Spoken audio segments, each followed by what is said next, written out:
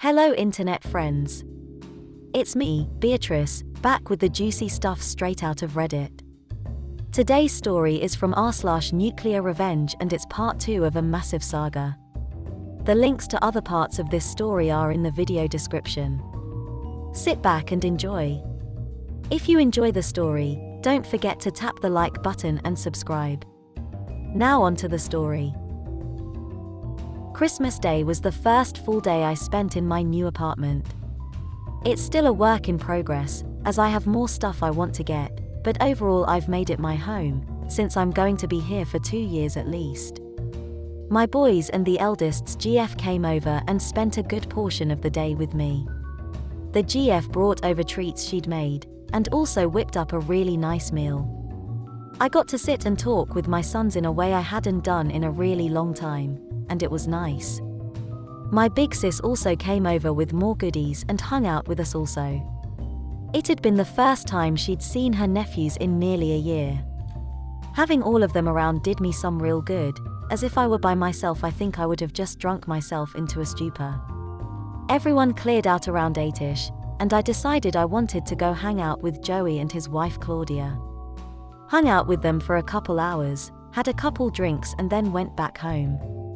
The next big development happened last week. Around midday, I get a text from Nina asking if I was busy that night. I of course wasn't, so we agreed to meet up after I got off of work. She shows up and we go to a diner not far from where I work. Here in NYC, we're doing indoor dining at 25% capacity thanks to the bug, but there's mostly no trouble getting seats because so many of us opt not to dine out as much these days regardless. So after we're seated and order our food, Nina pretty much lays all of her cards on the table, and honestly, I knew this was coming.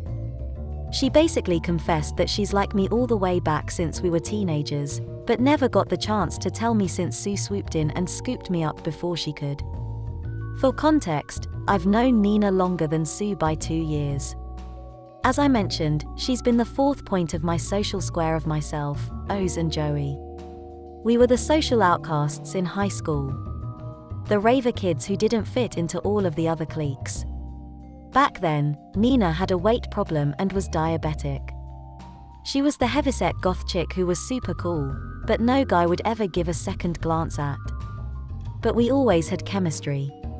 These days Nina is a personal trainer and yoga instructor. She was the ugly duckling who grew into one hell of a beautiful swan, if I must say. Long story short, we decided that upon the finalization of my divorce, we are going to start seeing each other.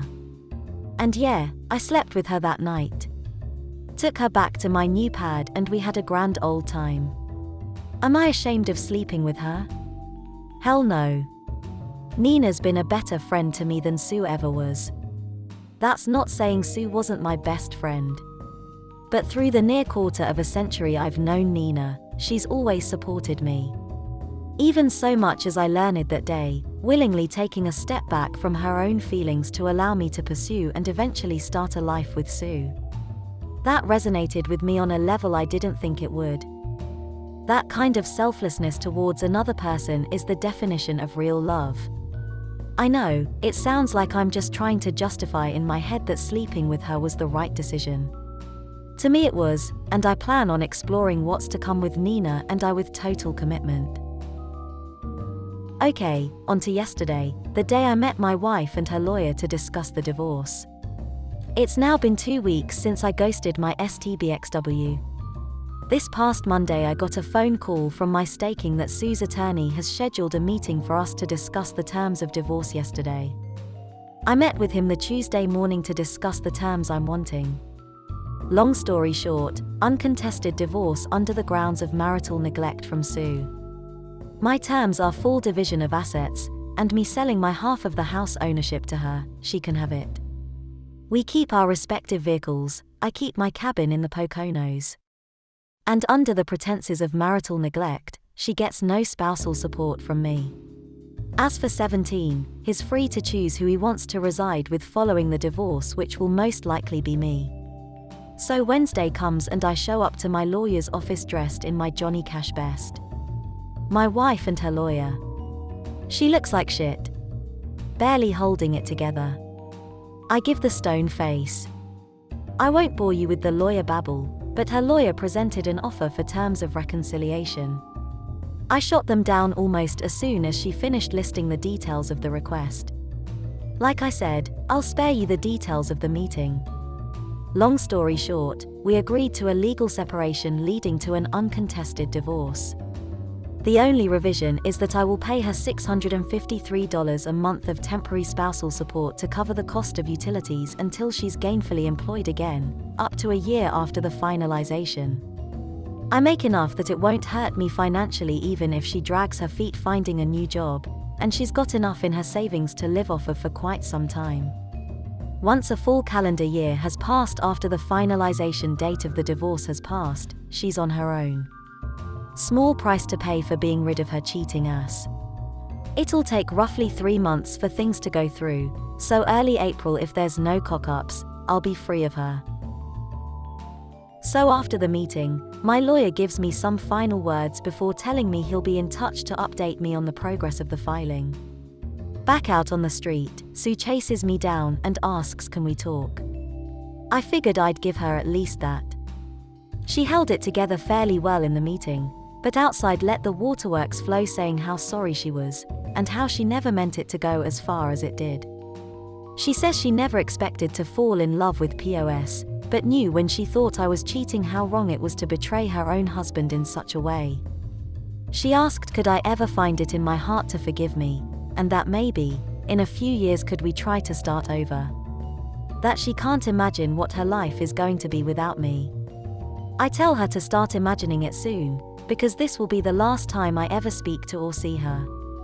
I tell her that 17 is almost a man, and old enough to make his own choices as to his own future.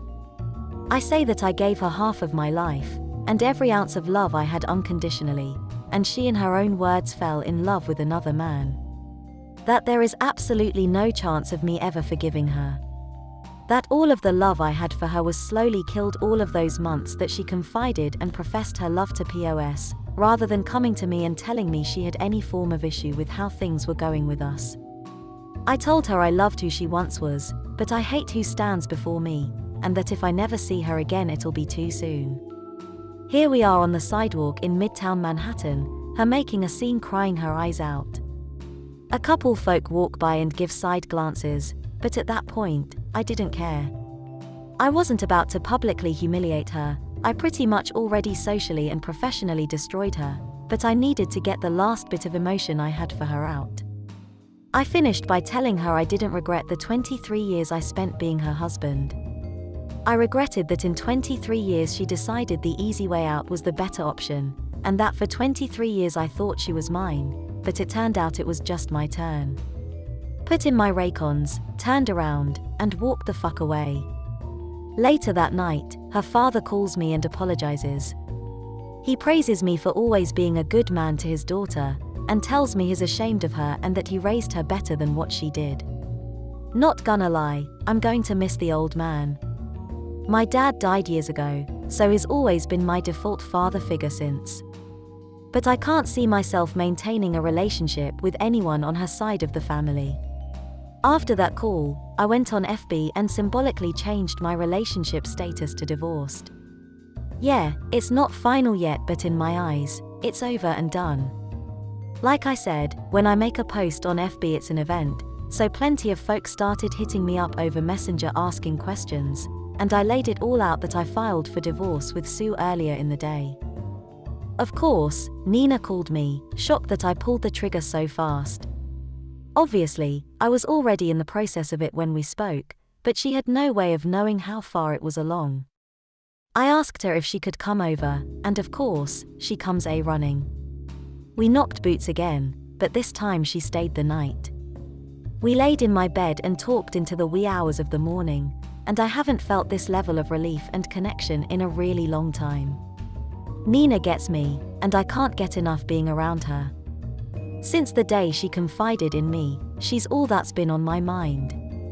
Yeah, I know some folk are gonna say it's fucked up I'm moving on so fast, but as far as I'm concerned my marriage ended the day POS let Sue touch his pecker, so I'm about due.